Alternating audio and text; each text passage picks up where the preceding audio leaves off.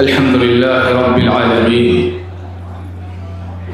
والصلاة والسلام على أشرف الأنبياء والمرسلين وعلى آله وصحبه ومن تبعهم بإحسان إلى يوم الدين. اللهم علمنا ما ينفعنا وانفعنا بما علمتنا إنك أنت العليم الحكيم. اللهم صل على محمد وعلى آل محمد كما صليت على إبراهيم وعلى آل إبراهيم إنك حميد مجيد.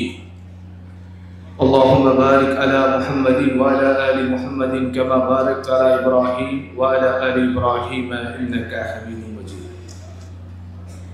பேரன்பிற்கும் பெருமரியாதைக்குரிய மார்க்க அறிஞர்களே, நிகழ்ச்சி ஏற்பாட்டாளர்களே,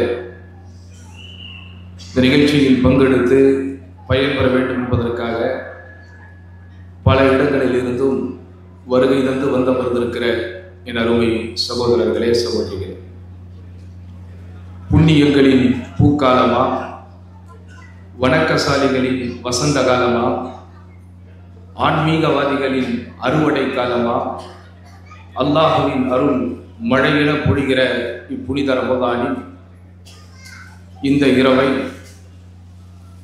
உயிர்ப்பிக்க வேண்டும் என்கிற உன்னதமான நோக்கத்தில் இங்கு நடைபெற்றுக் கொண்டிருக்கிற நிகழ்ச்சியில் நாம் அனைவரும் பங்கெடுத்திருக்கிறோம். இஸ்லாமிய சமுதாயத்தை பொறுத்தவரை நோன்பு என்கிற இந்த கிரியையானது, கடமையானது மிகவும் நெகிழ்ச்சிக்குரிய, மகிழ்ச்சிக்குரிய ஒரு அம்சம். என்னதான் தொழுகை என்பது நோன்பை விட அதிமுக்கியமான முதன்மையான கடமையாக இருந்தாலும், இந்த சமூகம் முறையான பயிற்சியையும் முழுமையான முயற்சியையும் இந்த நோன்பு விஷயத்தில் தான் எடுக்கிறது. 7 வயதில் நம் வீட்டு பிள்ளைகள் தொழ ஆரம்பிக்கிறார்களோ இல்லையோ, பெரும்பாலும் நோன்பு வைக்க ஆரம்பித்து விடுகிறார்கள். ஆமாவா இல்லையா? அதனால் நோன்பு என்பது நம்மை மார்க்கமயப்படுத்த, மார்க்கத்தோடு நமக்கு இருக்கிற உன்னதமான உணர்வுகளை உயிர்ப்பிக்க, படைத்தவனோடு நமக்கு இருக்கிற நெருக்கத்தையும் தொடர்புகளையும் மேம்படுத்த அல்லாஹ் கொடுத்திருக்கிற மிக முக்கியமான ஒரு அம்சம்தான் இந்த நோன்பு என்பது.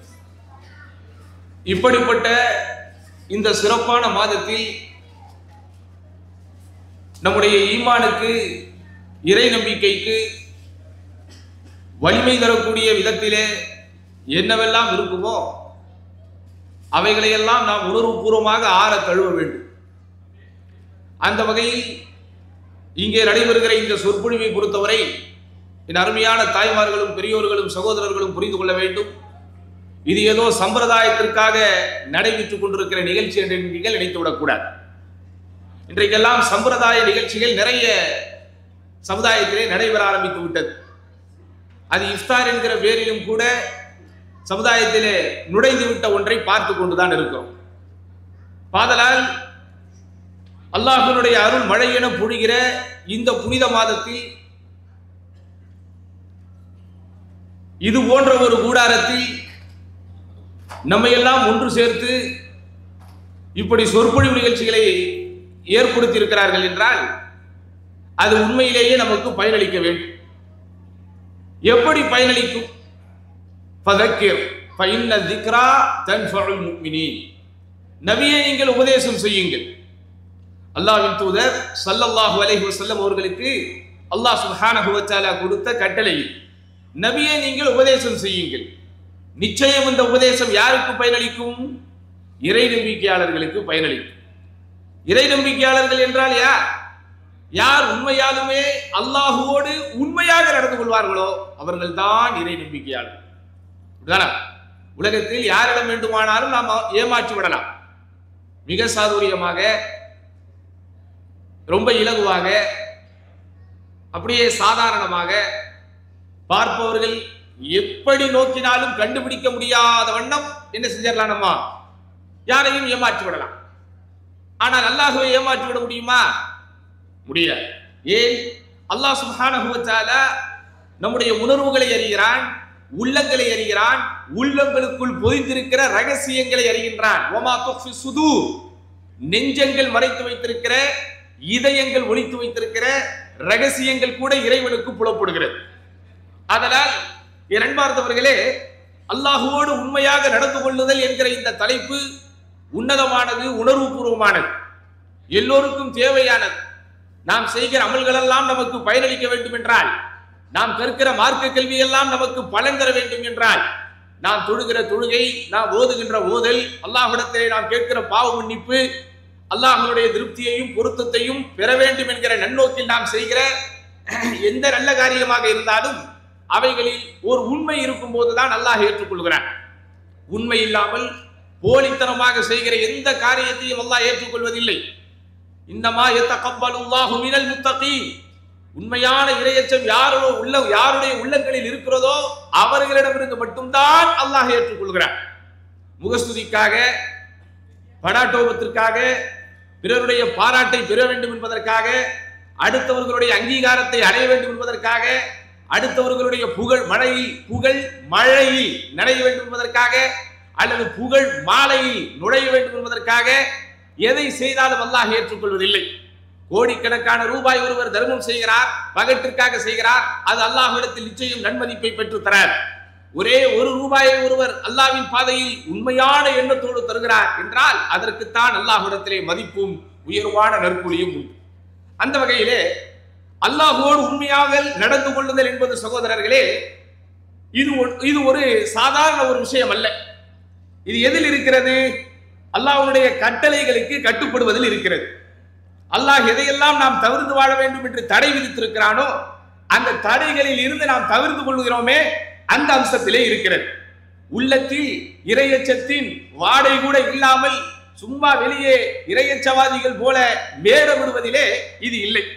அல்லாஹ் சுப்ஹானஹு வ தஆலா ரசூலுல்லாஹி ஸல்லல்லாஹு அலைஹி வஸல்லம் அவர்களுக்கு கட்டளையிடும் போது ஃபஸ்தம்சிக் பில்லதி ஊஹிய இலை, நபியே வஹியாக உமக்கு என்ன அறிவிக்கப்பட்டிருக்கிறதோ அதை நீங்கள் இறுக்கமாக பற்றி பிடித்துக் கொள்ளுங்கள். இன்னக அலா சிராத்தி முஸ்தகீம், அப்போதுதான் நீங்கள் நேரான பாதையிலே இருப்பீர்கள் என்று பொருள். அல்லாஹ்வுடைய தூதருக்கு எந்த ரசூலுல்லாஹி ஸல்லல்லாஹு அலைஹி வஸல்லம் நமக்கு உன்னதமான உயர்வான முன்மாதிரியோ, கலப்படமில்லாத தூய்மையான ஒரு முன்மாதிரியோ, அகமும் புறமும் தூய்மையான ஒரு ஜீவனோ, இவ்வுலகில் மட்டுமல்லாமல் மறுமையிலும் நமக்கு முன்னோடியோ அந்த ரசூலுல்லாஹி ஸல்லல்லாஹு அலைஹி வஸல்லம் அவர்களுக்கே அல்லாஹ் கட்டளையிடுகிற போது ஃபஸ்தம்சிக் பில்லதி ஊஹிய இலை, உமக்கு வஹியாக அறிவிக்கப்படுகின்ற இந்த மார்க்கத்தை நீங்கள் கெட்டியாக பிடித்துக் கொள்ளுங்கள், அப்போதுதான் நீங்கள் நேரான பாதையில் இருக்கிறீர்கள் என்று பொருள். அப்போ அல்லாஹ்வோடு உண்மையாக நடந்து கொள்ளுதல் என்பது வாயில் சொல்லுகின்ற வார்த்தை அல்ல, அது உணர்வோடு கலந்து கொள்ளக்கூடிய வாழ்க்கை. நம்முடைய நடத்தை எப்படி இருக்கிறது, நம்முடைய நடவடிக்கைகள் எப்படி இருக்கிறது, நம்முடைய சிந்தனைகள் எப்படி இருக்கிறது, மார்க்கத்தின் செய்திகள் நம்முடைய செவிக்குள் நுழையும் போது அது உள்ளத்திற்குள் எப்படி ஊடுருவுகிறது, இதயத்திற்குள் எப்படி இரண்டரை கலக்கிறது, அல்லாஹ் கட்டளையிடுகிற போது அந்த கட்டளையை எப்படி எடுத்துக்கொள்கிறோம், அல்லாஹ் ஒரு விஷயத்தை செய்யுங்கள் என்று சொல்லுகிற போது, அல்லாஹ்வுடைய தூதர் ஒரு விஷயத்தை செய்யுங்கள் என்று ஆணையிட்டிருக்கிற போது அதை உள்ளபடியே என் உள்மனம் ஏற்கிறதா, அதையெல்லாம் நம்ம உள்வாங்கக்கூடிய ஒன்றுதான் இந்த தலைப்பு. அதிலும் குறிப்பாக அதிகாலை ஆரம்பித்து மாலை வரை உண்ணாமல் பருகாமல் உடல் இச்சையை தணிக்காமல் சுமார் 1 மாத காலம் தொடர் தியாகம் செய்து கொண்டிருக்கிறோம். இரவிலே குறைந்தபட்சம் 1 மணி நேரமாவது தொடர்ச்சியாக நின்று தொழுகிறோம். இப்படிப்பட்ட நம்முடைய தொழுகையில் அல்லாஹ்வுக்காக நாம் ஏற்றுக்கொண்டிருக்கக்கூடிய இந்த தியாகத்தில் ஒரு மகிழ்ச்சி இருக்க வேண்டும், அதில் ஒரு பூரிப்பு இருக்க வேண்டும், அதில் ஒரு நிகழ்ச்சி இருக்க வேண்டும், அதை உள்ளம் ஏற்றுக்கொண்டு செய்ய வேண்டும். அன்பார்ந்தவர்களே, அல்லாஹ்வோடு உண்மையாக நடந்து கொள்ளுதல் என்பது அது சும்மா நம்மை அலங்கரித்துக் கொள்ளக்கூடிய ஒரு அலங்காரம் அல்ல, நம்மை அலங்கரித்துக் கொள்வதற்காக நாம் அணியக்கூடிய ஆபரணம் அல்ல, அல்லது நம்மை தற்காத்துக் கொள்வதற்காக நாம் கையில் ஏந்துகிற ஒரு ஆயுதம் அல்ல. அல்லாஹ்வோடு உண்மையாக நடந்து கொள்ளுதல் என்பது என்ன? அது உள்ளத்தில் ஊடுருவி இருக்கிற ஒரு எண்ணம், அது உள்ளத்தில் திடமாக பதிந்திருக்கக்கூடிய ஒரு நியத். எந்த விஷயமாக இருந்தாலும் உள்மனதின் உண்மையான அம்சத்தோடு அணுகக்கூடிய அளவிற்கு எனக்குள் என்னை நானே செதுக்கிக் கொள்ளக்கூடிய, எனக்குள் என்னை நானே முடுக்கிக் கொள்ளக்கூடிய, அல்லது எனக்குள் என்னை நானே சுத்திகரித்துக் கொள்ளக்கூடிய தூய்மையான உணர்வு. உதாரணமாக ஸஹல் இப்னு ஹுனைஃப் ரலியல்லாஹு அன்ஹு அவர்கள் அறிவிக்கிறார்கள், அல்லாஹ்வுடைய தூதர் ஸல்லல்லாஹு அலைஹி வஸல்லம் சொல்லக்கூடிய ஒரு செய்தி. மன் ஸஅலல்லாஹ ஷஹாதத பிஸித்க் பல்லகஹு அல்லாஹு மனாசில ஷுஹதா வ இன் மாத அலா ஃபிராஷிஹி. யார் ஒருவர் அல்லாஹ்விடத்தில் அல்லாஹ்வின் பாதையில் உயிர் நீக்க வேண்டும், அல்லாஹ்வின் பாதையில் உயிர் விட வேண்டும் என்கிற அந்த அம்சத்தை உண்மையான உள்ளத்தோடு கேட்பார். இப்படி ஜிஹாதுக்கு போறதுக்கு உண்டான எந்த முகாந்திரமும் அங்கே இல்லை, அல்லாஹ்வின் பாதையில் போரிடுவதற்குண்டான எந்த சூழலும் அங்கே இல்லை.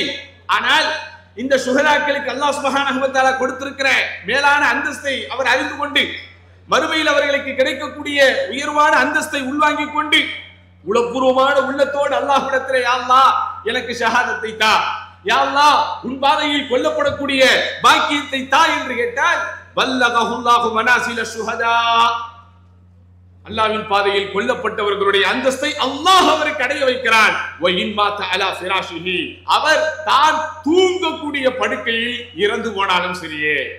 உதாரணமா உமர் ரலியல்லாஹு அவர்களை எடுத்துக் கொள்ளுங்கள். உமர் ரலியல்லாஹு அவர்கள் எப்படி இறந்து போனார் என்று கேட்டால் எல்லாருக்கும் தெரியும், அல்லாஹ்வின் பாதையில் கொல்லப்பட்டார். அவர் ஒரு ஷஹீதாக மரணித்தார். ஆனால் ஷஹீதாக மரணித்த உமர் இப்னு கத்தாப் போர்க்களத்திலே அடிபட்டு போர்க்களத்திலே ஆயுதத்தால் தாக்கப்பட்டு உயிர் விட்டாரா? போர்க்களத்தில் எதிரிகளோடு களமாடி அவர் உயிர் நீக்கக்கூடிய ஒரு சூழ்நிலை வந்ததா? இல்லை. அவர் எப்படி அல்லாஹ்வின் பாதையில் ஷஹீதாக கொல்லப்பட்டார்? ஒரு யஹூதியால் உமர் இப்னு கத்தாப் ரலியல்லாஹு அன்ஹு பள்ளிவாசலில் தொழுது கொண்டிருக்கும் போது விஷம் வைக்கப்பட்ட ஒரு கூரிய ஆயுதத்தால் அவருடைய உடலிலே குத்தப்பட்டு அது தலையிலே காயத்தின் பயங்கரமான முறையிலே குத்தப்பட்டு அவர் இறந்து போனார். நீங்க சிந்திச்சு பாருங்க, உமர் இப்னு கத்தாப் ரலியல்லாஹு அவர்கள் இறக்கக்கூடிய அந்த தருவாய் என்பது யாருமே எதிர்பார்த்திருக்க மாட்டார்கள் உமர் ரலியல்லாஹு அவர்கள் ஷஹீதாக மரணிப்பார் என்று. ஏன்?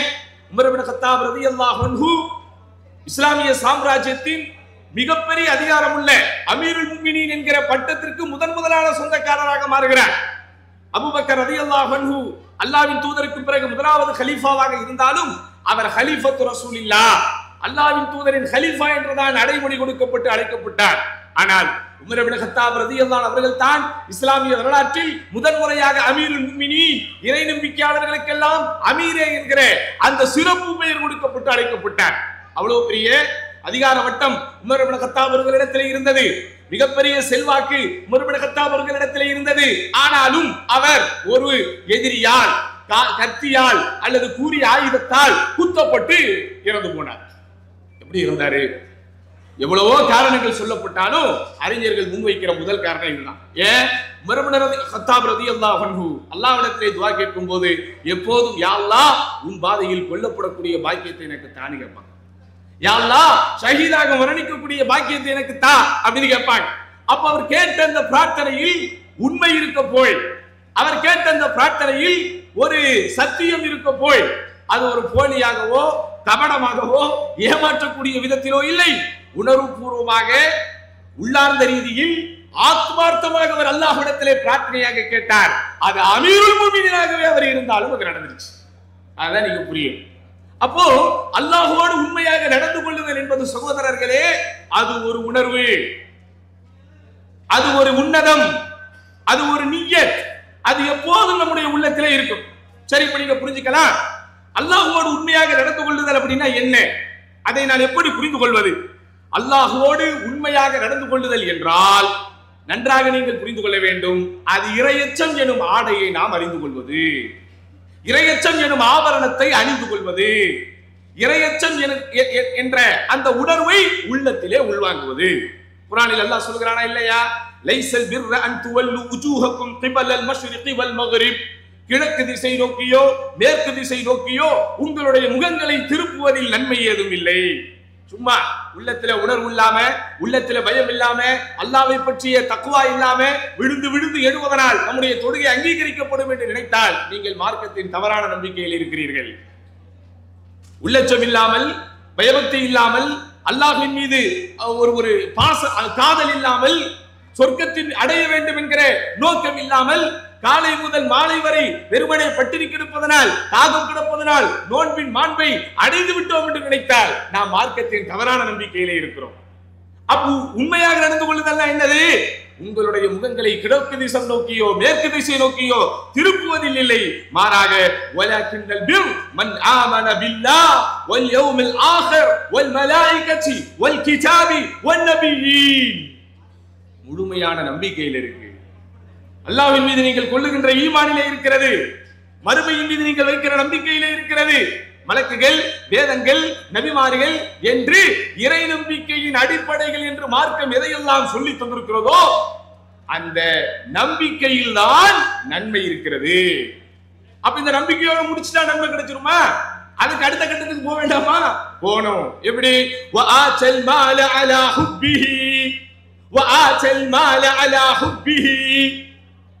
பொருளாதாரத்தை, செல்வத்தை அதை விரும்பிய நிலையிலும் பிறருக்கு அவன் கொடுப்பான். காசும் பணமும் இருந்தால் சொத்து சேர்க்க முடியும், காசும் பணமும் இருந்தால் நிறைய சுகங்களை சேர்த்துக் கொள்ள முடியும், காசும் பணமும் இருந்தால் மிகப்பெரிய செல்வாக்கை உருவாக்கி கொள்ள முடியும். இப்போது நான் எந்த ஒரு வாழ்க்கையில் இருக்கிறேனோ அதை விட மிகவும் சொகுசான வாழ்க்கையின் அம்சத்தை மேம்படுத்த முடியும். இப்போது நான் எந்த வீட்டில் இருக்கிறேனோ அதை விட உல்லாசரகமான பங்களாவில் ஒய்யாரமாக வாழ முடியும். இப்போது எந்த காரில் நான் சென்று கொண்டிருக்கிறேனோ அதை விட மிகவும் உயர்வான காரில் என்னால் பவனி வர முடியும். இருந்தாலும் என் தேவைக்கு போக, என் செலவுக்கு போக அல்லது எனக்கு போக மீதி இருப்பதை அடுத்தவர்களுக்கும் கொடுக்கிறான் பாருங்கள். செல்வத்தை விரும்பிய நிலையிலும் அதை பிறருக்கு கொடுப்பான். காசு பணத்தை பற்றி அறியாதவன் அல்ல முஸ்லிம். காசும் பணமும் எவ்வளவு பெரிய மாற்றத்தை இந்த உலகத்திலே ஏற்படுத்தும் என்கிற அந்த விவரம் தெரியாதவன் அல்ல முஸ்லிம். அவனுக்கு தெரியும். இருந்தாலும் அல்லாஹ் சொல்லுகிறான், இருந்தாலும் அல்லாஹ்விடத்தில் அருளை பெற வேண்டுமானால் என்னிடத்தில் இருக்கிற பொருளை நான் தர வேண்டும் என்கிற அந்த உண்மையை அவன் உணர்ந்து கொண்டதன் விளைவு வஆத்தல் மால அலா ஹுப்பிஹி. அவன் பொருளாதாரத்தை, செல்வத்தை, செழிப்பை அதை விரும்பிய நிலையிலும் கொடுப்பான். யாருக்கு கொடுப்பான்? தபில் குர்பா வல் யதாமா வல் மசாகீன் வபினஸ் ஸபீல் வஸ்ஸாயிலீன் வஃபிர் ரிகாப். எல்லாருக்கும் கொடுப்பான். யார் யாருக்கெல்லாம் தேவைகள் இருக்கிறதோ எல்லாருக்கும் கொடுப்பான். உறவினர்களுக்கும் கொடுப்பான், சொந்த பந்தங்களுக்கும் கொடுப்பான், அனாதைகளுக்கும் கொடுப்பான், ஆதரவில்லாதவர்களுக்கு கொடுப்பான், ஏழைகளுக்கு கொடுப்பான், பாடைகளுக்கு கொடுப்பான், இல்லாதவர்களுக்கு கொடுப்பான், கேட்டு வருபவர்களுக்கு கொடுப்பான், கேட்காமல் தயங்கி நிற்பவர்களுக்கும் கொடுப்பான். அவ்வளவு ஏன் முன்பின் அறிமுகம் இல்லாமல் வழியில் செல்கிற வழிபோக்கனுக்கு கூட கொடுப்பான். அவன் தான் முஃமின். அவன் தான் அல்லாஹ்வோடு உண்மையாக நடந்து கொள்பவன் என்று பொருள். وَأَقَامَ الصَّلَاةَ وَآتَى الزَّكَاةَ وَالْمُوفُونَ بِعَهْدِهِمْ إِذَا عَاهَدُوا. பொருளை கொடுக்கிறது மட்டுமல்ல, பொருளை கொடுப்பதில் மட்டுமல்ல, அல்லாஹ்வின் புறத்தில் இருந்து அருளை எடுப்பதிலும் அவனை நீங்கள் அடித்துக் கொள்ள முடியாது. அவன் தொழுகையை நிலைநாட்டுவான், ஜகாத்தை நிறைவேற்றுவான், அல்லாஹ்வோடு கொண்டிருக்கக்கூடிய உடன்படிக்கைகளை நிறைவேற்றுவான். வஸ்ஸாபிரீன் ஃபில் பஸாயி வவ்வர்ரா. இன்பத்தில் இருக்கும் போதும் துன்பத்தில் இருக்கும் போதும், வாடையிலும் சரி கோடையிலும் சரி அவன் பொறுமை காப்பான். எல்லா நேரங்களிலும் அவன் அல்லாஹ்வை அஞ்சுவான். அவன்தான் உண்மையான முறையிலே நன்மைகளை பெறக்கூடியவன் என்று அல்லாஹ் ரப்பல் ஆலமீன் சொல்லுகிறான். அப்போ அல்லாஹ்விடத்தில் நீங்கள் உண்மையாக நடந்து கொள்கிறீர்கள் என்று சொன்னால் சகோதரர்களே, அதற்காக சில விஷயங்களை நீங்கள் செய்ய வேண்டும். அதற்காக சில விஷயங்களை நீங்கள் பணைய வைக்க வேண்டும். அதற்காக சில தியாகங்களை நீங்கள் செய்ய வேண்டும். அதற்காக சில முன்னெடுப்புகளை நீங்கள் செய்ய வேண்டும். ஒன்றுமே செய்யாமல் ஒரு முஸ்லிமாக நான் ஒரு வீட்டிலே பிறந்து விட்டேன், இதை வைத்துக் கொண்டு போதும் நான் சொர்க்கத்தை பெற்று விடுவேன், சொர்க்கத்தை அடைந்து விடுவேன் என்று நினைத்தால் மார்க்கத்தின் தவறான நம்பிக்கையில் இருக்கும். அன்பார்ந்தவர்களே, அலாமாத்து சித்கி மஅ அல்லாஹ், அல்லாஹ்வோடு ஒருவன் உண்மையாக நடந்து கொள்கிறான் என்பதற்குண்டான அடையாளங்கள் சிலவற்றை அறிஞர்கள் குறிப்பிடுகிறார்கள். இந்த அடையாளங்கள்லாம் நம்ம கிட்ட இருக்குதான்னு என்ன செய்யணும்? நம்மை நாமே எடை போட்டு பார்க்க வேண்டும். நான் பலமுறை என்னுடைய உரையில் இந்த உதாரணத்தை சொல்லியிருக்கிறேன். அல்லாஹ் இந்த உலகத்தில் யாரையும் இன்னொருவரை எடை போடக்கூடிய தராசாக அனுப்பவில்லை. இவரிடத்தில் ஈமான் எவ்வளவு இருக்கிறது, அவரிடத்தில் ஈமான் எவ்வளவு இருக்கிறது, இவரிடத்தில் ஈமான் எவ்வளவு இருக்கிறது என்று எடை போட்டு பார்க்கக்கூடிய தராசாக அல்லாஹ் எவரையும் அனுப்பவில்லை. எல்லாரிடத்திலும் நன்மைகளும் இருக்கும், தீமைகளும் இருக்கும். எல்லாரிடத்திலும் அல்லாஹ்வை பயப்படக்கூடிய பக்கமும் இருக்கும், பாவம் செய்யக்கூடிய பக்கமும் இருக்கும். ஆனால் அதே வேளையில் ஒவ்வொருவரும் தன்னை சுய பரிசோதனை செய்து பார்க்கலாம். அல்லாஹ் எதையெல்லாம் மார்க்கத்தின் அளவுகோலாக நமக்கு சொல்லி தந்திருக்கிறானோ அகிலத்தின் அருட்படை அண்ணலம் பெருமானார் பொறுமையின் பொக்கிஷம் மனிதகுல மாணிக்கம் எதையும் தாங்கும் இதயம் ரசூலுல்லாஹி ஸல்லல்லாஹு அலைஹி வஸல்லம் ஈமானி அடிப்படைகளாக ஈமானி அம்சங்களாக ஈமானிய வரமாக என்னென்ன அம்சங்களை சொல்லி இருக்கிறார்களோ அவைகளெல்லாம் என்னிடத்தில் இருக்கிறதா என்று என்னை நானே எடை போட்டு பார்க்க முடியும். அந்த மாதிரி அல்லாஹ்வோடு நான் உண்மையாக நடந்து கொள்கிறேனா இல்லையா என்பதை எனக்கு நானே உணர்த்தி கொள்ள, என்னை நானே அறிந்து கொள்ள சில அடையாளங்கள் இருக்கிறது. முதலாவது அடையாளம் என்ன? உண்மையாலுமே அல்லாஹ்விடத்தில் நேர்மையாக நடந்து கொள்ளக்கூடியவன் எந்த இடங்களிலெல்லாம் மனிதர்கள் தடுமாறுவார்களோ, எந்த இடங்களிலெல்லாம் மனிதர்கள் தடம் மாறுவார்களோ அந்த இடத்தை அவன் உறுதியாக நிற்பான். மார்க்கத்தை பேசுவதோ, மார்க்கத்தை கேட்பதோ, இறையச்சம் என்னிடத்திலே இருக்கிறது என்று வெளிக்காட்டிக் கொள்வதோ, பிறருக்கு முன்னிலையில் ஒழுக்கமானவன் போல் வேடம் போடுவதோ, பிறருக்கு முன்னிலையில் உண்மையான மனிதன் தான் என்று பெயர் எடுப்பதோ பெரிய சவால் எல்லாம் இல்லை சகோதரர்களே. அப்படியே நடிச்சுட்டு போயிடலாம். ஆனா ஒருவனுடைய ஈமானி வலிமை எப்போது தெரியும்? ஒருவரிடத்தில் இருக்கிற இறை நம்பிக்கையின் உரம் எப்போது தெரியும்? ஒருவரிடத்தில் இருக்கிற இறை நம்பிக்கையின் அளவு எப்போது புரியும் என்றால், சாதாரண மனிதன் சாமானியன் எங்கே தடம் மாறுவானோ, எங்கே தடுமாறுவானோ, எங்கே தடுக்கி விடுவானோ அந்த இடத்தில் இவன் நேராக நிற்பான். உதாரணமாக சூரத்துல் அஹ்ஸாப் என்கிற அகழ் யுத்தம் நடைபெறும் போது உங்களுக்கு எல்லாம் தெரியும், இஸ்லாமிய வரலாற்றில் நபிகள் நாயகம் ஸல்லல்லாஹு அலைஹி வஸல்லம் சரித்திர குறிப்பில் இந்த அஹ்ஸாப் என்கிற யுத்தத்திற்கு மிகப்பெரிய ரத்த சரித்திரம் உண்டு.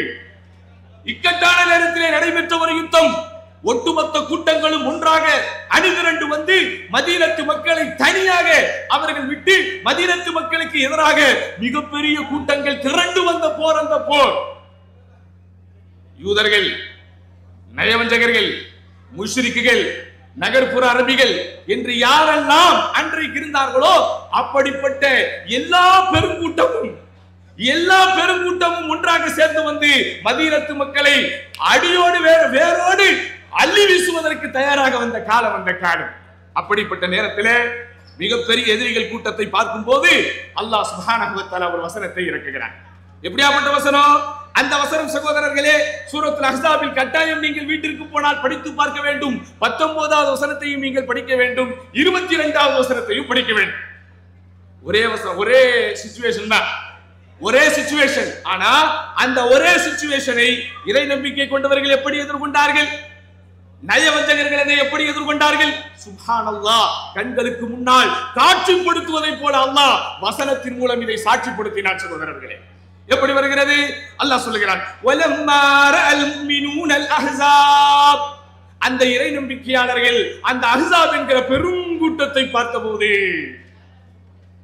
பன்னாட்டு சதிகள் என்போமே அதுபோன்று பன்னாட்டு அணிகளை அவர்கள் பார்த்தபோது, ஹாதா மா வஅதனல்லாஹு வ ரசூலுஹு, இது அல்லாஹ்வும் எங்களுடைய தூதரும் அல்லாஹ்வுடைய தூதரும் எங்களுக்கு எதை வாக்களித்தார்களோ அதுதான்.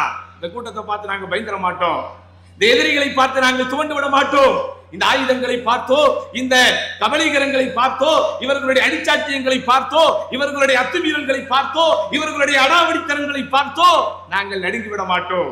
ஹாதா மா வஅதனல்லாஹு வ ரசூலுஹு, இது அல்லாஹ்வும் அல்லாஹ்வுடைய தூதரும் எதை எங்களுக்கு வாக்குறுதியாக சொன்னார்களோ அதுதான். வஸதகல்லாஹு வ ரசூலுஹு, அல்லாஹ்வும் அல்லாஹ்வுடைய தூதரும் உண்மையையே உரைத்தார்கள். சோதனை இன்றி உங்களுக்கு சொர்க்கமில்லை என்று சொல்வதெல்லாம் சும்மா வாய் வார்த்தையா? அஹஸிபன் நாஸ் யுத்ரகு யகூலு ஆமன்னா வஹும் லா யுஃப்தனூன், இந்த மக்கள் எல்லாம் எண்ணிக்கொண்டிருக்கிறார்களா நாங்கள் ஈமான் கொண்டு விட்டோம் என்று வாயளவில் வார்த்தையளவில் சொன்னால் மாத்திரம் விட்டுவிடப்பட்டு விடுவார்கள் என்று சோதிக்கப்படுவார்கள்.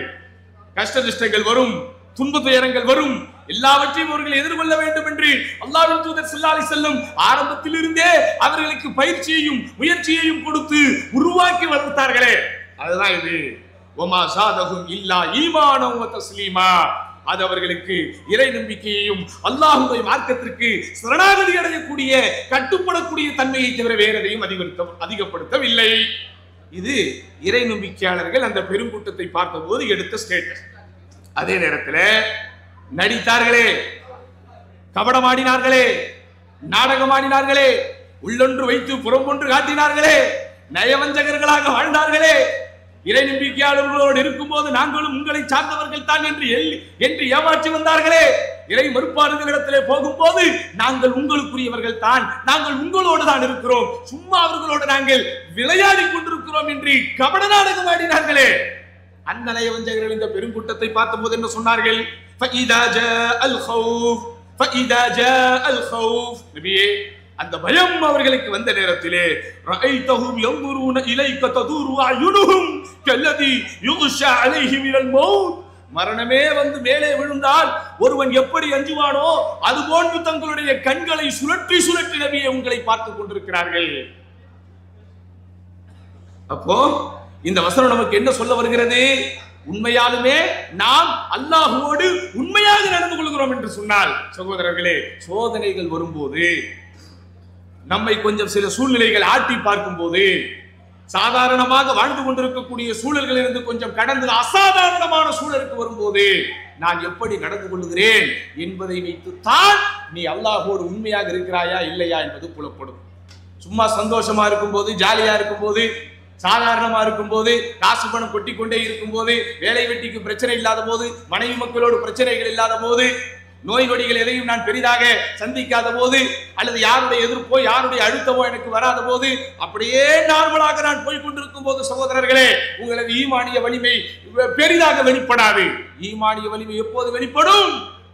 சாமானியர்கள், சாதாரணமானவர்கள் தடுமாறும் போது நான் தடுமாறாமல் இருந்தால் நான் அங்கே அல்லாஹ்வோடு உண்மையாக இருக்கிறேன் என்று. அடுத்து என்ன? அஸ்ஸுஹுது ஃபி துன்யா வல் இஸ்திஅதாது லில் ஆখিরা.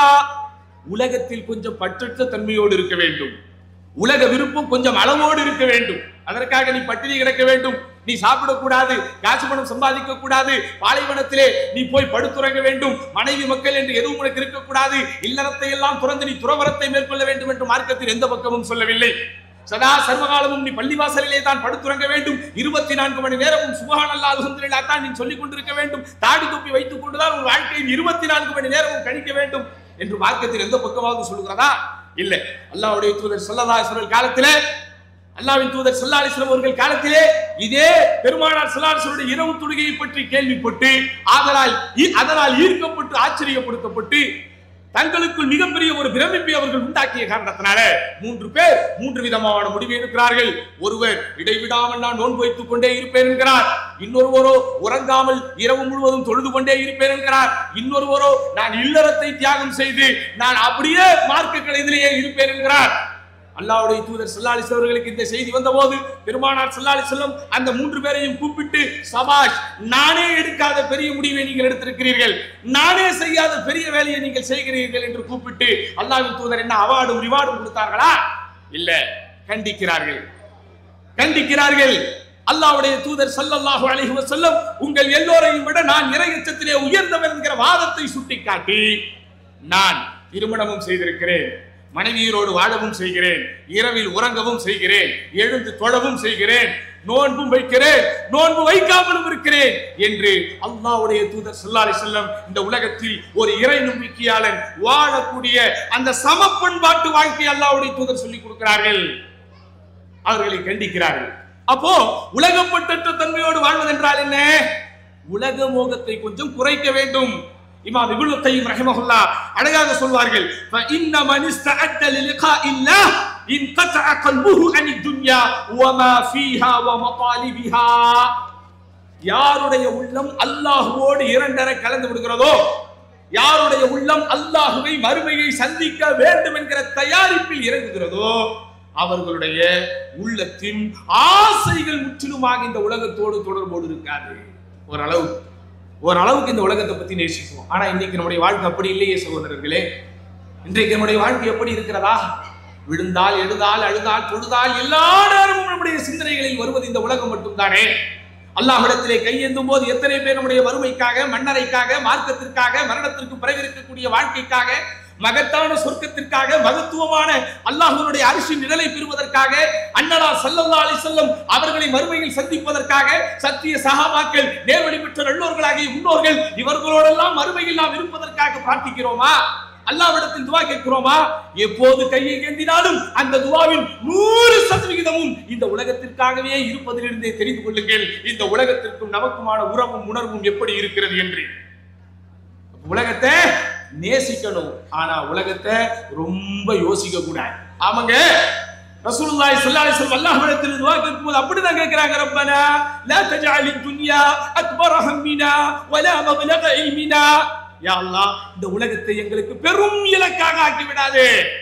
உலகத்தை பெரும் இலக்காக நம்முடைய உள்ளத்தில் ஆக்கிவிட்டால் ஹலாஸ், அந்த உலகத்துக்கு பின்னாடியே தான் நம்ம போய்கிட்டு இருக்கணும். அப்போ உலகத்தின் ஆசை, உலகத்தின் நேசம், உலகத்தின் மீது இருக்கிற போகம், உலகத்தினுடைய சுகங்களை அனுபவிக்க வேண்டும் என்கிற எண்ணம் கொஞ்சம் கொஞ்சமாக நமக்கு குறைந்து கொண்டே இருந்தால் நான் அல்லாஹ்விடத்தில் உண்மையாளனாக இருக்கிறேன் என்று அடுத்த அறிஞர்கள் சொல்லுகிற விஷயம் என்ன?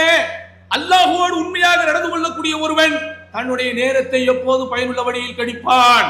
எல்லாரும் கவனிக்கணும்.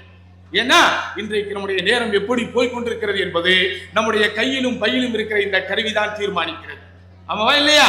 இன்றைக்கு எல்லோரும் ஒரு விதமாக இந்த செல்போனுக்கு அடிமையானவர்களாக மாறிவிட்டார்கள். 2 நிமிடங்களுக்கு ஒரு முறை இவனை யாராவது போன் செய்தே ஆக வேண்டும், யாராவது இவனுக்கு மெசேஜ் அனுப்பியே ஆக வேண்டும் என்கிற ஒரு மனநிலைக்கு வந்து விட்டோம். போன் வருகிறதோ இல்லையோ, மெசேஜ் வருகிறதோ இல்லையோ, சும்மா நாத்துக்கும் எடுத்து ஏதாவது நோட்டிபிகேஷன் வந்திருக்கிறதா, ஏதாவது ஒரு மெசேஜ் வந்திருக்கிறதா, ஒண்ணுமே வரலையா, சமூக வலைத்தளங்களுக்கு உள்ள போய் ஏதாவது வந்திருக்கிறதா, ஏன் அவ்வளவு தூரம் நம்ம ஏன் அடிக்ட் ஆகணும்? அப்போ நம்முடைய நேரம் சீராக பயன்படுத்தப்பட்டால் எது என்னுடைய துனியாவிற்கு பயனை தருகிறதோ, எது என்னுடைய தீனுக்கு பயனை தருகிறதோ, எது எனது மார்க்கத்திற்கு பயனை தருகிறதோ, எது எனக்கு மறுமைக்கு பயனை தருகிறதோ அதற்குரிய வழியில் என்னுடைய நேரம் செலவிடப்படுகிறது என்றால் நான் அல்லாஹ்வோடு உண்மையாக இருக்கிறேன் என்று. அடுத்து ரொம்ப முக்கியமான காரணத்தை அறிஞர்கள் சொல்கிறார்கள். அஸ்ஸுஹுது ஃபீ ஸனாஇன் நாஸி வ மத்ஹிஹிம். மக்களுடைய பாராட்டையும் மக்களுடைய புகழையும் எதிர்பார்க்காமல் இருக்க வேண்டும். அது இன்னைக்கு ரொம்ப கஷ்டம். இன்றைக்கு மனிதர்கள் எந்த அளவிற்கு ஒரு விதமான மனநோய்க்கு போய்விட்டார்கள் என்றால், எதையாவது சம்பந்தம் இல்லாத ஒரு விஷயத்தை பேஸ்புக்கிலே போட வேண்டும் அல்லது இன்ஸ்டாகிராம் போன்ற சமூக வலைத்தளங்களிலே போட வேண்டும். அதை எத்தனை பேர் பார்த்திருக்கிறார்கள், அதை எத்தனை பேர் ரசித்திருக்கிறார்கள், அதை எத்தனை பேர் ஃபார்வர்ட் செய்திருக்கிறார்கள், அதை எத்தனை பேர் ஷேர் செய்திருக்கிறார்கள், அதில் எத்தனை பேர் கமெண்ட் செய்திருக்கிறார்கள். இதை பார்க்க வேண்டும் என்கிற ஒரு நோய் இன்றைக்கு மனிதர்களிடத்திலே பெரிதாக ஆகிவிட்டது. எந்த விஷயம் செய்தாலும் பாராட்டப்பட வேண்டும் என்கிற மனநோய் இன்றைக்கு எல்லோரும் முத்தி போய் சுத்தி கொண்டிருக்கிறார்கள். ஆனா அல்லாஹ்வோடு உண்மையாக இருக்க வேண்டும் என்று நினைக்கிறவன் இந்த உலகத்தினுடைய அங்கீகாரத்தை பெரிதாக நினைக்கவே மாட்டான். அவன் பாராட்டப்பட்டாலும் சரி, பாராட்டப்படாவிட்டாலும் சரி, அதை அவன் கண்டுகொள்ளவே மாட்டான். ரசூலுல்லாஹி ஸல்லல்லாஹு அலைஹி வஸல்லம் அல்லாஹ்வின் பாதையிலே இருக்கக்கூடிய, அல்லாஹ்வின் பாதையில் போரிடக்கூடிய போராளிகளிலேயே யாரை தெரியுமா மிகப்பெரிய அந்தஸ்திலே வைத்தார்கள்? யாருக்கு தெரியுமா மிகப்பெரிய கண்ணியம் இருக்கிறது என்றார்கள்? யாருக்காக அல்லாஹ்வின் தூதர் ஸல்லல்லாஹு அலைஹி வஸல்லம் அல்லாஹ்வுடைய ரஹ்மத் கிடைக்கும் என்று சொன்னார்கள்? ஒரு வீரன் இருக்கிறான், அவனுக்கு அல்லாஹ்வுடைய ரஹ்மத் கிடைக்கிறது. அவன் யார் தெரியுமா? இரவு நேரத்திலே காலாட்படையில் இருக்க வேண்டும் என்றால் அதிலும் அவன் வருவான், குதிரைப்படையில் வர வேண்டும் என்றால் அதிலும் வருவான். போராளிகள் எல்லாம் உறங்கிக் கொண்டிருக்கும் போது வெளியே அந்த டென்ட்டிற்கு, கூடாரத்திற்கு வெளியே நின்று காவல் பணியிலே ஈடுபடுகின்றால் அவன் போய் ஒரு காவலாளியாக நிற்பான். அல்லாஹ்வின் மார்க்கத்திற்காக சேவை செய்யணும், அவ்வளவுதான் அவனுடைய உள்ளத்திலே இருக்குமே தவிர எல்லோரும் என்னை பார்க்க வேண்டும், எல்லோரும் என்னை பாராட்ட வேண்டும், எல்லோரும் எனக்கு அங்கீகாரத்தை தர வேண்டும், எல்லோரும் என்னை புகழ வேண்டும், எல்லோருக்கும் மேல் நான் இருக்கிறேன் என்று உணர வேண்டும் என்று அவன் இருப்பானேயானால் அவன் அல்லாஹ்வின் பாதையிலே இருப்பதற்கு தகுதியற்றவன். ரசூலுல்லாஹி ஸல்லல்லாஹு அலைஹி வஸல்லம் மறுமையிலே 3 பேர் நரகத்தின் முகம் குப்புற விழுவார்கள் என்றார்கள். யார் அந்த 3 பேர்? குர்ஆனை நல்ல முறையிலே ஓதியவன், அல்லாஹ்வின் பாதையில் வீர தீரமாய் போரிட்டவன், காசு பணத்தை எல்லாம் அல்லாஹ்வின் பாதையில் அள்ளி அள்ளி கொடுத்தவன். இந்த உலகத்தின் சாமானியர்களுடைய பார்வையில் எது மிகப்பெரிய சாதனைகளாக தெரியுமோ, இந்த உலகத்தின் சாமானியர்களுடைய பார்வையில் எது மிகப்பெரிய அச்சீவ்மென்ட்டாக தெரியுமோ, அந்த 3ஐயுமே அல்லாஹ்வுடைய தூதர் ஸல்லல்லாஹு அலைஹி வஸல்லம் வரிசைப்படுத்தி அல்லாஹ் அவனோடு பேசுவான் மறுமையிலே, அவனை கூப்பிடுவான் மறுமையிலே. நான் உனக்கு காசு பணத்தை எல்லாம் கொடுத்தேனே, என்ன செய்தாய் என் அடியானே என்று அல்லாஹ் கேட்பான். அவனோ, யா அல்லாஹ் நீ கொடுத்த காசு பணத்தை அங்கீகராதபடி எல்லா திசையிலும் அள்ளி விட்டேன் யா அல்லாஹ், கிழக்கு மேற்கு வடக்கு தெற்கு என்று எந்த திசை மாக்கி இல்லாமல் எல்லா பணிகளுக்கும் வள்ளி அள்ளி கொடுத்தேன் யா அல்லாஹ் என்பான். அல்லாஹ், ஆமாம் நீ கொடுத்தாய், ஆனால் எதற்காக கொடுத்தாய்? என்னுடைய அருளை பெற வேண்டும் என்றா, என்னுடைய திருப்தியை பெற வேண்டும் என்றா? இல்லை, உலகத்திலே உள்ளவர்கள் உன்னை மெச்ச வேண்டும் என்று, உலகத்திலே உள்ளவர்கள் உன்னை பாராட்ட வேண்டும் என்று கொடுத்தாய். அது உனக்கு உலகத்திலேயே கிடைத்து விட்டது, மறுமையில் உனக்கு எதுவுமே இல்லை, போ நரகத்திலே விழு. சாதாரணமான எல்லோரும் நரகத்திலே நேராக விழுந்தால் இவன் நரகத்திலே முகம் குப்புற விடுவான் என்று அல்லாஹ்வுடைய தூதர் சொன்னார்கள். குர்ஆனை ஓதுபவர்கள், அல்லாஹ்வின் பாதையிலே போர் செய்பவர்கள், தான தர்மம் செய்பவர்கள், இதைவிட பெரிய சாதனை இந்த உலகத்திலே உண்டுமா? இதைவிட பெரிய சேவை இந்த உலகத்திலே உண்டுமா?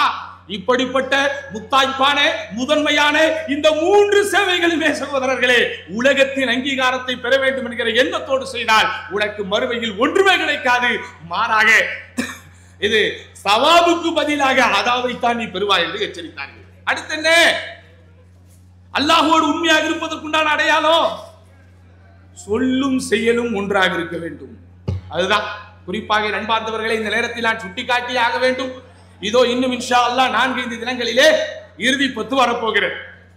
இறுதி 10 தினங்களில் ஒற்றைப்படை இரவில் இன்ஷா அல்லாஹ் லைலத்துல் கத்ர் வரப்போகிறது. நம் எல்லோருக்கும் தெரியும் லைலத்துல் கத்ர் என்றாலே அதில் பிரதானமான துஆ அல்லாஹும்ம இன்னக அஃபுவுன் துஹிப்புல் அஃப்வ ஃபஅஃபு அன்னி. யா அல்லாஹ், நீ மன்னிப்பவன், நீ மன்னிப்பை விரும்புபவன், என்னை மன்னிப்பாயாக என்கிற இந்த பிரார்த்தனையை திரும்ப திரும்ப திரும்ப திரும்ப சொல்ல போகிறீர்கள்.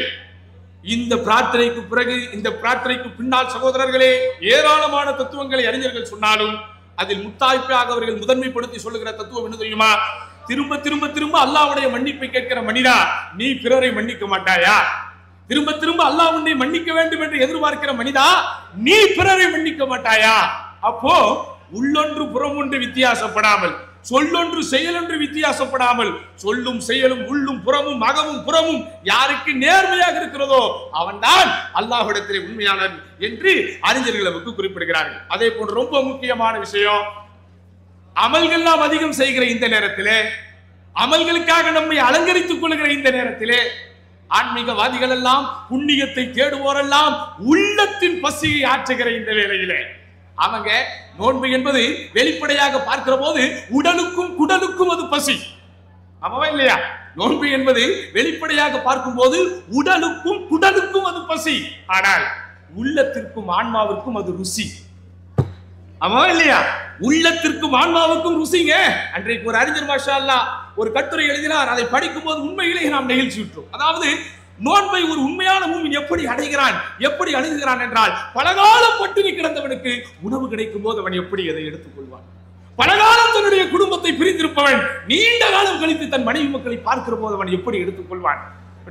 நீண்ட நாட்களாக ஒரு விஷயம் நடக்க வேண்டும் நடக்க வேண்டும் என்று நான் எதிர்பார்த்து காத்துக் கொண்டிருக்கிற ஒரு விஷயம் நடக்கும் போது அதை எப்படி நான் அள்ளி பருகுவேனோ, எப்படி ஆனந்தமாக அதை நான் ஆற தழுவேனோ, அதுபோல் ஆன்மீகவாதிகள் ஒவ்வொருவரும், புண்ணியம் தேடுகிற ஒவ்வொருவரும், பாவத்திலிருந்து வெளியே வர வேண்டும் என்று நினைக்கிற ஒவ்வொருவரும், மார்க்கத்தின் ஒரு பேணுதல் நமக்கு எப்படியாவது வந்து விடாதா என்கிற ஏக்கத்தில் இருக்கிற ஒவ்வொருவரும் இந்த ரமதானை அப்படி கட்டி அணைப்பான் என்றார்கள். அப்போ அமல்களில் அதிகம் ஆர்வம் காட்டுகிற நாம் சில அமல்களையாவது யாருக்கும் தெரியாமல் ரகசியமாக செய்யக்கூடிய ஒரு ஹாபிட் நமக்கு இருக்கு. தர்மம் செய்வதாக இருக்கலாம், இரவு தொழுகை தொழுவதாக இருக்கலாம், அல்லது நஃபீலான நோன்புகள் வைப்பதாக இருக்கலாம். இப்படி சின்ன சின்ன அமல்களை அல்லது சில குறைந்தபட்ச அமல்களை யாருக்கும் தெரியாமல் உங்களுக்கு மட்டுமே தெரியக்கூடிய விதத்திலே சில அமல்கள் நீங்கள் செய்ய வேண்டும். அந்த பழக்கமும் பக்குவமும் உங்களுக்கு இருக்க வேண்டும். இமாம் ஹஸனுல் பஸ்ரி ரஹிமஹுல்லாஹ் அழகாக சொல்வார்கள், சுப்ஹானல்லாஹில் அஸீம், அவர்கள் வாழ்ந்த காலத்தில் இறையச்சம் கொண்டவர்களோடு அவர் பழகுகிறார். இறையச்சம் கொண்ட பல பேர் அவரோடு பழகுகிறார்கள். அவர்களுடைய வாழ்க்கையெல்லாம் பார்த்துவிட்டு ஒரு தத்துவமாக முத்தாக ஒதுக்கிறார். இன் கான ரஜுல் லகத் ஜமஅல் குர்ஆன் வமா யஸ்உரு பிஹின் நாஸ். சில பேர் இருக்கிறார்கள் மாஷா அல்லாஹ், குர்ஆனையே ஒன்று திரட்டக்கூடிய அளவிற்கு பெரும் சேவை செய்தாலும் மக்கள் யாருக்கும் அவர் என்ன சேவை செய்கிறார் என்றே தெரியாது. இன்னும் சில பேர் இருப்பார்கள் மாஷா அல்லாஹ், அறிவின் ஆழ்கடலில் சென்று முத்துக்களை கோர்க்கக்கூடிய அளவிற்கு அறிவின் சிகரத்தின் உச்சத்தில் இருப்பார்கள். ஆனால் யாருக்குமே அவர் யார் என்றே தெரியாது. இப்படி அறிவை தேடுவது ஆரம்பித்து ஆன்மீகம் செய்வது ஆரம்பித்து சகோதரர்களே, ரகசியமாக சில விஷயங்களை நாம் செய்ய வேண்டும். அதில் நாம் இன்பம் காண வேண்டும். ஆனா இன்னைக்கு நம்ம கிட்ட அப்படி இல்லை. எந்த சின்ன விஷயத்தை செஞ்சாலும் 4 பேர்கிட்ட சொல்லாட்டா இவனுக்கு தூக்கமே வர மாட்டேங்குது. ஏதாவது ஒண்ணும் இல்லைங்க, இந்த நோம்புல எல்லாத்துக்கும் நடக்கிறது தான். 30 நாள் 29 நாள் நம்ம நோன்பு வைக்கிறோம். எல்லா நாளும் சஹர் இஃப்தாரும் ரொம்ப பயங்கரமா இருக்கு தானே? நான் பலமுறை இந்த கருத்தையும் சொல்லியிருக்கிறேன். நோன்பு என்பது இந்த சமூகத்திற்கு புதிதானதல்ல. 25-30 ஆண்டுகள் கூட நோன்பை கழித்திருக்கிறோம். ஆனா இந்த 30 வருஷம் நோன்புல மறக்க முடியாத 2 சம்பவத்தை சொல்லுங்க அப்படின்னா நம்ம கிட்ட 2 தான் இருக்கு. எதுதான்? சஹர் இஃப்தார். அதை தாண்டி சொல்லணும்னா பெருநாள் பர்ச்சேஸ். அதையும் தாண்டி ஒண்ணு சொல்லணும்னா இந்த ரமதான் கேதரிங். இதை தாண்டி நமக்கு சொல்றதுக்கு பெருசா இருக்க. அந்த அளவுக்கு நம்ம நோம்பு போய்கிட்டு இருக்கோம். ஆனா இந்த நோம்புல என்னைக்காவது ஒரு நாள் இந்த சஹர் செய்யாம என்ன செஞ்சிருவோம், நம்ம நோம்பு வச்சிருக்கோம். கவனிச்சிருக்கீங்களா? ஏன்னா இப்ப நமக்கு பட்டினி இருக்கிறதெல்லாம் பெருசு இல்லை. ஒரு காலத்துல டைட்டா சாப்பிட்டா ஆரோக்கியம், இன்னைக்கு டைட்டா சாப்பிட்டாதான் ஆரோக்கியம். ஆமாவா இல்லையாத்தா? நம்ம எல்லாம் சின்ன பிள்ளையில இருக்கும்போது நம்ம அம்மா தாலாம் என்ன சொன்னாங்க, நமக்கு நல்லா சாப்பிடுறா நல்லா சாப்பிடுறா அப்பதானே. இப்ப அப்படி இல்லை. நல்லா சாப்பிட்டா சுகரு, நல்லா சாப்பிட்டா பிபி, நல்லா சாப்பிட்டா பிரஷரு. இன்னைக்கு எங்க போனாலும் சாப்பாட்டை குறை, அதான் ஆகி போச்சு இன்னைக்கு. அப்போ இப்போது நாம் வாழ்ந்து கொண்டிருக்கக்கூடிய காலகட்டத்தில் சாப்பாட்டை தவிர்ப்பதெல்லாம் பெரிய சேலஞ்சிங் சகோதரர்களே, ஆமாவா இல்லையா? ஆனா ஒரு நாள் இவனுக்கு சகரு மிஸ் ஆயிடுச்சுன்னா ஒரு 10 பேர்கிட்ட சொல்லாம இவனுக்கு தூக்கம் வருது. சும்மா இருக்கிற மூஞ்ச கூட சோகமாக்கிடுவோம். அவர் வந்து கேட்டுருவாங்க, கேட்காம இருந்தாலும் அவனை கேட்க வச்சிருவான். ஏங்க ஒரு மாதிரியா இருக்கீங்க, நீங்க சகரு வைக்கலங்க. இது விடி சகருன்னு எங்க ஊர்ல சொல்லுவாங்க. ஏன்னா ஏன் விடி சகர்? அது ஏன்னா வெடிச்சதுக்கு அப்புறம் தான் ஒரு சகரு, அது சாப்பிடாம சகர் வச்சுட்டதுனால அதுக்கு பேர் விடி சகர். அப்போ ஒரு நாள் சகரு பண்ணாம நோம்பு வச்சுட்டா சத்தம் இல்லாம இறை. அதுல என்னையா உனக்கு அதுல வந்து அல்லாஹ் சக்தி கொடுத்துருக்கான். சகரு செய்யல, எனக்கு வந்து நோன்பு வைக்க முடியாது அப்படின்னா மாதூர் என்றால் நீ அனுமதி கொடுக்கப்பட்டவன், நீ நோன்பை விட்டுட்டு பின்னாடி கலா செஞ்சுக்கலாம். இல்ல மாஷா அல்லாஹ் எனக்கு தெம்பு இருக்குது, சக்தி இருக்கு, எனக்கு ஆற்றல் இருக்கு, பசியை தாங்குகிற அந்த சூடு இருக்கு அப்படின்னா சத்தம் இல்லாம இருந்துட்டு போகணும். ஆனா நம்ம இருக்க மாட்டோம். 10 பேருக்கு அதை சொல்லுவோம், போன் பண்ணி சொல்லுவோம். Facebookல ஸ்டேட்டஸ் வைக்கிறவங்க எல்லாம் உண்டு, அப்படிதானே? இப்படி சகோதரர்களே வாட்ஸ்அப்ல ஸ்டேட்டஸ் வைக்கிறவங்க எல்லாம் உண்டு. இப்படி எந்த சின்ன விஷயமாக இருந்தாலும் அது 4 பேரிடத்திலே சொல்லி சொல்லி சொல்லி சொல்லி பழக்கப்பட்டு விட்டோம், பக்குவப்படுத்தி விட்டோம்.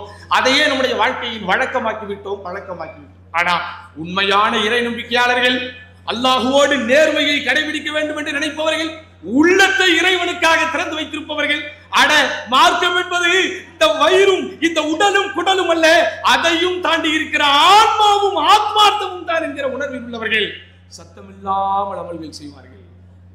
வெளியே காட்டிக் கொள்ளாமல் எத்தனையோ விஷயங்களை செய்வார்கள். அப்ப அந்த ஒரு பழக்கம் நம்ம கிட்ட இருக்கணும். ரமதான்ல மாஷா அல்லாஹ் 2 வாட்டி குர்ஆனை முடிச்சிட்டோம், 3 வாட்டி குர்ஆனை முடிச்சிட்டோம். அதே நம்ம பெரிய சாதனையா நினைப்போம். பெரிய சாதனை எல்லாம் இல்ல. சலஃபு சாலிஹீன்கள் என்று நேர்வழி பெற்ற நல்லோர்களாகிய முன்னோர்களின் வாழ்க்கை வரலாற்றை பார்த்தால் அல்லாஹு அக்பர், எண்ணிக்கையில் அடங்காத ஹத்மத்துல் குர்ஆனை முடித்திருக்கிறார்கள். ஹத்முல் குர்ஆன் என்றால் குர்ஆனை முழுமையாக ஓதி முடித்தல் என்று. ஆனா நம்ம ஒரு 2 வாட்டி கம்ப்ளீட் பண்ணிட்டா அல்லது ஒரே ஒரு முறை முழுமையான குர்ஆன் ஓதிட்டா, பார்த்து தான் ஓதி இருக்கிறோம், அதையே 10 பேர்கிட்ட சொல்லாம நமக்கு தூக்கம் வர்றதில்லை. அப்போ அல்லாஹ்வோடு உண்மையாக நடந்து கொள்ள வேண்டும் என்று உள்ளத்தை இறைவனுக்காக திறந்து வைத்திருக்கக்கூடிய சகோதரர்களே, அமல்களில் சிலவற்றை ரகசியமாக வையுங்கள். நாளைக்கு மறுமையில் மட்டுமே அல்லாஹ் வெளிப்படுத்தக்கூடிய அம்சத்தில் சில விஷயத்தை வையுங்கள்.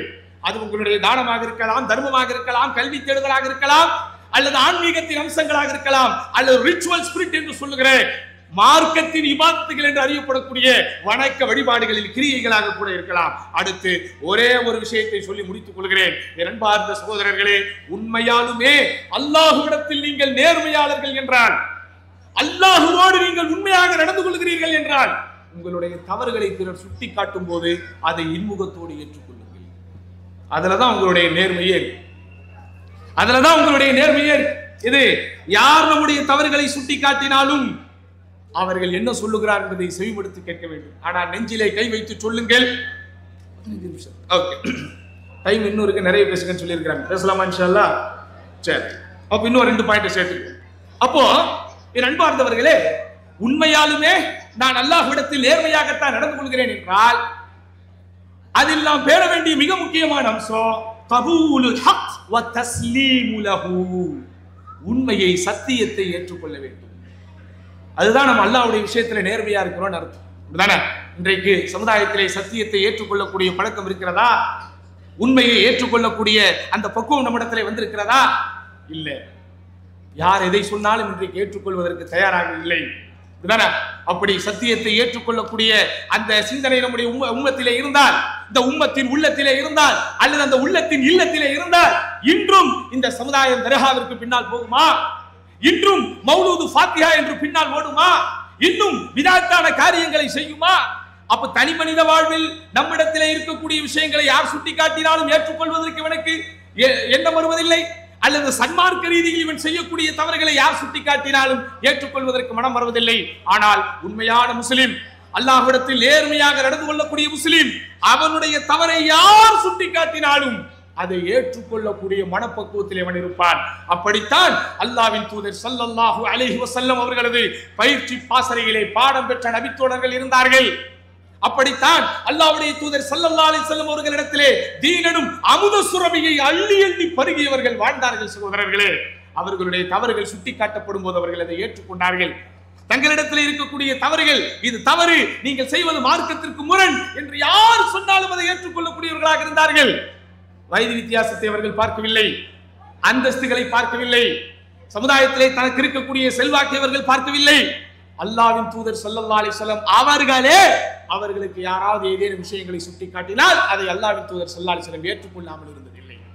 உங்களுக்கு எல்லாம் தெரியும் தானே, அப்துல்லாஹ் இப்னு உம்மி மக்தூம் ரலியல்லாஹு அன்ஹு, கண் தெரியாத அந்த சஹாபி, அல்லாஹ்வுடைய தூதர் ஸல்லல்லாஹு அலைஹி வஸல்லம் பாசத்திற்கும் நேசத்திற்கும் உரியவர், பெருமானார் ஸல்லல்லாஹு அலைஹி வஸல்லம் அவர்களுடைய உள்ளத்திற்கும் இல்லத்திற்கும் மிக நெருக்கமானவர்.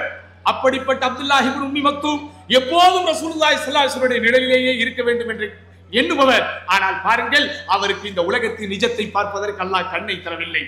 ஒரு நாள் ரசூலுல்லாஹி ஸல்லல்லாஹு அலைஹி வஸல்லம் அவர்களிடத்திலே எதிரிகள் தரப்பிலிருந்து சமரச பேச்சுவார்த்தை வருகிறது. என்ன சமரச பேச்சுவார்த்தை? அல்லாஹ்வின் தூதர் ஸல்லல்லாஹு அலைஹி வஸல்லம் அவர்கள் எதிரிகள் சொல்லுகிற விஷயத்தை கேட்டுவிட்டால் பெருமானார் ஸல்லல்லாஹு அலைஹி வஸல்லம் அவர்களுக்கு சொத்து சுகத்தை எல்லாம் நாங்கள் அள்ளி அள்ளி தருகிறோம் என்று அவர்கள் ஆசை காட்ட, அந்த ஆசைக்கு இணங்கி அல்லாஹ்வின் தூதர் மார்க்கத்தின் சில அடிப்படைகளை விட்டு கொடுத்தார்களா? இல்லை. அன்றைக்கு இருந்த அந்த குறைஷி சமுதாயத்தின் பெரியவர்கள், குறைஷி சமுதாயத்தின் செல்வாக்கு மிக்கவர்கள், முகமதே, நீங்கள் சொல்லுகின்ற கருத்து உண்மையானதாக இருந்தாலும் சத்தியமானதாக இருந்தாலும் அதை இந்த ஏழை மாளிகளோடு உட்கார்ந்து கேட்பதற்கு எங்களுடைய மனம் இடம் கொடுப்பதில்லை. உங்களிடத்தில் இருப்பவர்கள் எல்லாம் சமுதாயத்தில் அந்தஸ்து குறைந்தவர்கள். குறைஷி என்கிற மிகப்பெரிய குலத்தை சார்ந்த நாங்களும் அவர்களும் எப்படி ஒன்றாக இருப்பது? அதனால் எங்களுக்கு நீங்கள் சன்மார்க்கத்தை சொன்னாலும் தனி சபையை வைத்து சொல்லுங்கள், அதை நாங்கள் இன்முகத்தோடு வந்து கேட்கிறோம் என்றார்கள்.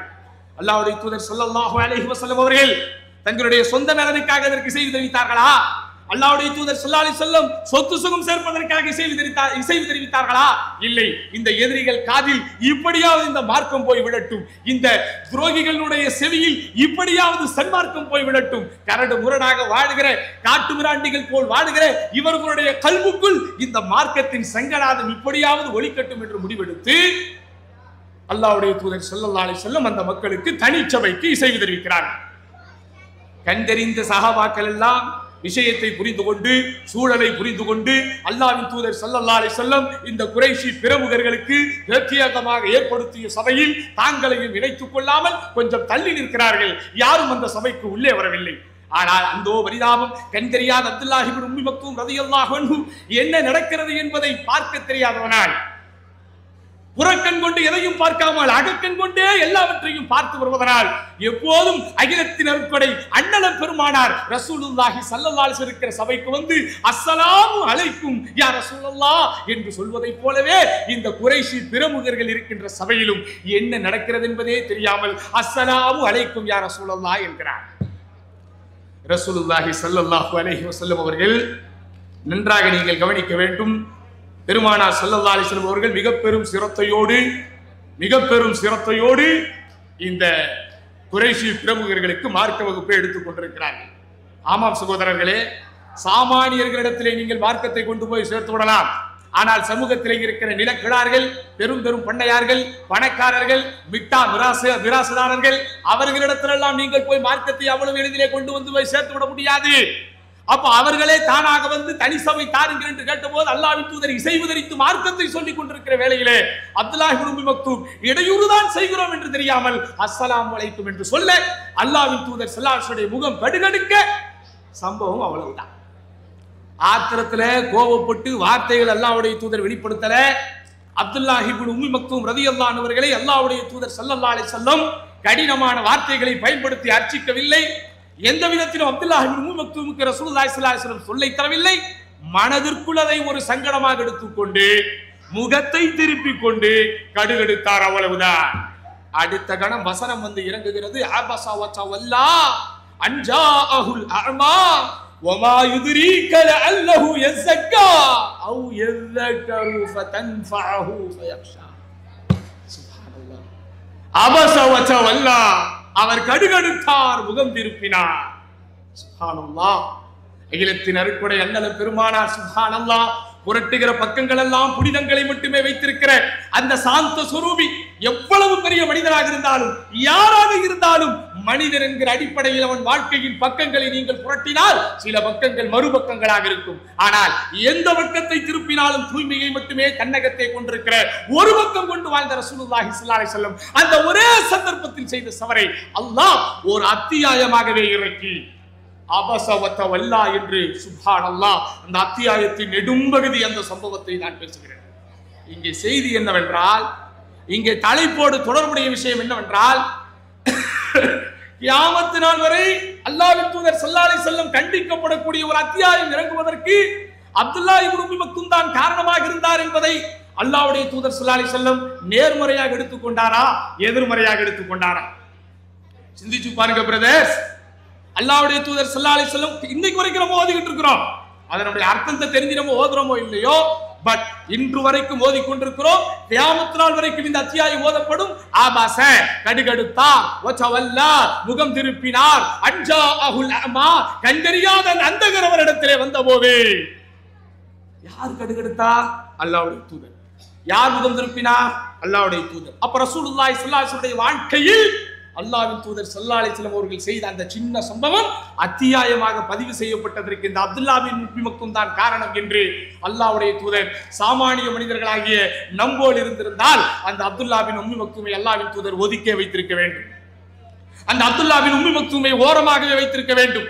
நன்றாக நீங்கள் சிந்தித்து பார்த்தால் அவர் அடிப்படையில் கண்டறியாதவர். ஆதலால் அவரை சபையிலிருந்து யார் ஒதுக்கி வைத்தாலும் பெரிதாக யாரும் கண்டுகொள்ளப் போவதில்லை. ஆனால் ரசூலுல்லாஹி ஸல்லல்லாஹு அலைஹி வஸல்லம் அந்த அத்தியாயம் இறங்கியதற்கு பிறகுதான் அப்துல்லா இப்னு உம்மி மக்தூமிற்கு தன் உள்ளத்தில் மட்டுமல்ல சகோதரர்களே, தன் இல்லத்திலேயே இடம் கொடுத்தார். ஆம், உங்களுக்கு எல்லாம் தெரியும், அல்லாஹ்வுடைய தூதர் வெறுமனே ஆன்மீகத்தின் அதிபர் மட்டுமல்ல, ஆன்மீகத்தின் தலைவர் மட்டுமல்ல, அந்த மதீனத்து சாம்ராஜ்யத்தின் மன்னாதி மன்னரும் அல்லாஹ்வின் தூதர் தான்.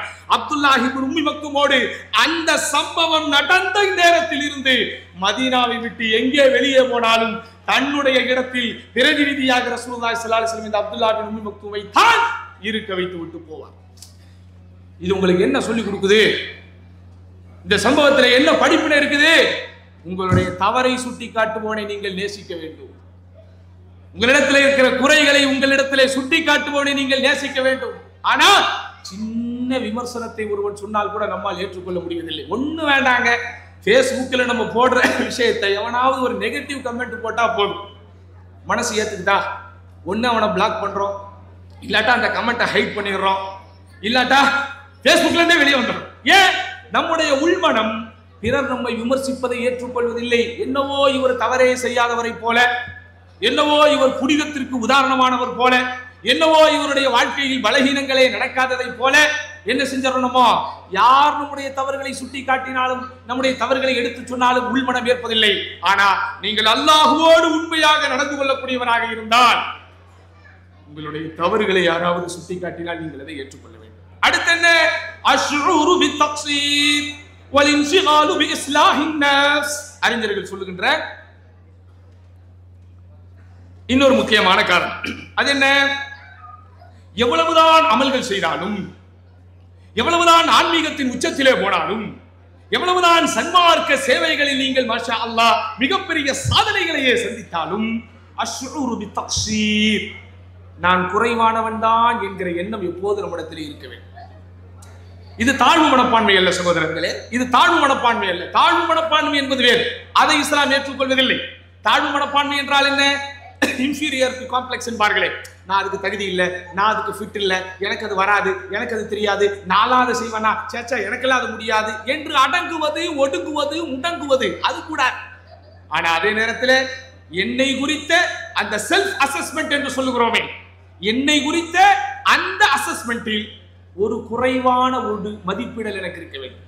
சுய மதிப்பீட்டில் ஒரு குறை மதிப்பீடு. வார்த்தை புரியுதாத்தா? சில கட்டத்தில் நீங்க ரொம்ப ஸ்ட்ராங்கான தமிழ்ல பேசுறீங்கன்னு கமெண்ட் சொல்லுவாங்க. சுய மதிப்பீடு. சுய மதிப்பீடுனா என்னது? என்னை பத்தி எனக்கு ஒரு மதிப்பீடு இருக்கும்ல, அந்த அசஸ்மெண்ட். அந்த சுய மதிப்பீட்டில் ஒரு குறை மதிப்பீடு. எவ்வளவு பெரிய விஷயங்களை நம்ம செஞ்சாலும், எவ்வளவு பெரிய தர்மங்கள் செஞ்சாலும், எவ்வளவு பெரிய இபாதத்துகள் செஞ்சாலும் என்ன செய்யணுமோ, நம்மை குறித்து ஒரு சாதாரணமான ஒரு எண்ணம் நமக்கு இருக்க வேண்டும். அப்படித்தான் நபிகள் நாயகம் ஸல்லல்லாஹு அலைஹி வஸல்லம் காலத்திலே உள்ள அந்த தோழர்கள் இருந்தார்கள். அவர்களுக்கு பிறகு வாழ்ந்த தாபியன்களாகட்டும், தபவு தாபியன்களாகட்டும், நேர்வழி பெற்ற நல்லோர்களாகிய அந்த முன்னோர்களாகட்டும், மிகப்பெரிய சன்மார்க்க சேவைகளை எல்லாம் சாதனைகளாக செய்த அந்த மிகப்பெரிய இமாம்களாகட்டும், அவர்கள் செய்த எந்த சேவைகளும் அவர்களுடைய கண்ணை மறைக்கவில்லை. சாதாரணமாக யோசித்து பார்த்தால் அவர்கள் செய்திருக்கக்கூடிய சாதனைகளை படித்து பார்க்கவே நமக்கு வாசகங்கள் இருக்காது. அவ்வளவு பெரிய சாதனைகளை தங்களுடைய வாழ்க்கையின் அம்சங்களாக செய்திருக்கிறவர்கள் சப்தம் இல்லாமல் வாழ்ந்திருக்கிறார்கள். கடைசியாக நண்பார்ந்த சகோதரர்களே, அல்லாஹுவின் பார்வையில் நேர்மையாக நடந்து கொள்ளக்கூடியவன் உண்மையாலுமே எப்படி இருப்பான் என்றால் ஒரு தமையுஸ் அவனிடத்தில் இருக்கும். தமையுஸ் என்றால் என்ன? அதாவது எல்லாரும் எந்த வழியில போனாலும் சரி, இவன் மார்க்க வழியிலேயே இருக்கும். எங்கே போனாலும் அவனது மார்க்கம் புலப்படும். எந்த சபையில் இருந்தாலும் அவன் தீனுக்கானவன் என்பது வெளிப்படும். ஆனால் இன்றைக்கு நம்முடைய வாழ்க்கையின் பெரும்பான்மையான கட்டங்கள் அப்படி இருப்பதில்லை. மார்க்கம் என்று வரும்போது, சன்மார்க்க சபைகள் என்று வரும்போது, அறிவு தேடல் என்று வரும்போது, தாவா சென்டர்கள் என்று வரும்போது, அவர்களுடைய வகுப்புகள் என்று வரும்போது நாம் வேறு மாதிரி உட்கார்கிறோம், வேறு விதமான மனநிலையில் இருக்கிறோம். ஆனால் நமக்கென்று சில சர்க்கிள்கள் இருக்கும். அது நம்முடைய ஊர் சார்ந்த சர்க்கிளாக இருக்கலாம், நம்முடைய உறவின் முறை சர்க்கிளாக இருக்கலாம், அல்லது நமக்கென்று சமுதாயத்திலே ஒரு ஸ்டேட்டஸ் இருக்கிறது என்று நாமே நினைத்துக் கொண்டிருக்கிறோமே அப்படிப்பட்ட பணக்காரர்களுடைய சபையாக இருக்கலாம், அல்லது முஸ்லிம் அல்லாதவர்கள் பெரும் பெரும் விஐபிகள் மிட்டா மிராசுகள் என்று யாரை நாம் நினைக்கிறோமோ அவர்களோடு நாம் இருக்கும்போது ஒரு சபையாக இருக்கலாம்.